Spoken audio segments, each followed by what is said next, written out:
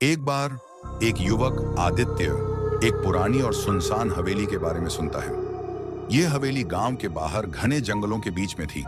कहते हैं वहां एक औरत की आत्मा भटकती है जो हर अमावस्या की रात को रोने की आवाजें निकालती है।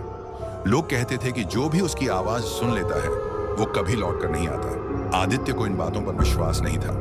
एक दिन उसने अपने दोस्तों को चुनौती दी और अकेले ही उस हवेली में जाने की ठान ली। अमावस्या की रात हाथ में टॉर्च और मोबाइल लेकर वह हवेली पहुंचा। हवेली के दरवाजे पर उसकी सील टूटी हुई थी और अंदर हर जगह धूल और मकड़ी के जाले थे।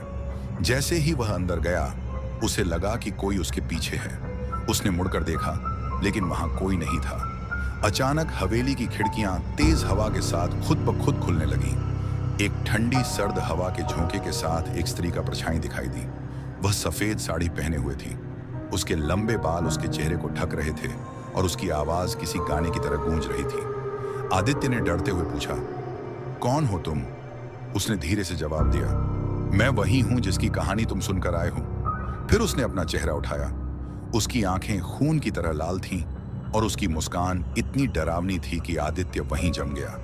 अचानक हवेली की दीवारों पर खून के धब्बे उभरने लगे और आत्मा ने जोर से चिल्लाया, यह मेरी जगह है, यहां से चले जाओ। आदित्य डर के मारे भागने की कोशिश करता है लेकिन दरवाजा अपने आप बंद हो जाता है। अगली सुबह गांव वालों को हवेली के दरवाजे पर आदित्य का मोबाइल मिला। वह कभी वापस नहीं आया। कहते हैं कि अब भी उस हवेली से आदित्य की आवाजें आती हैं जो मदद के लिए पुकार रहा है, लेकिन कोई भी वहां जाने की हिम्मत नहीं करता।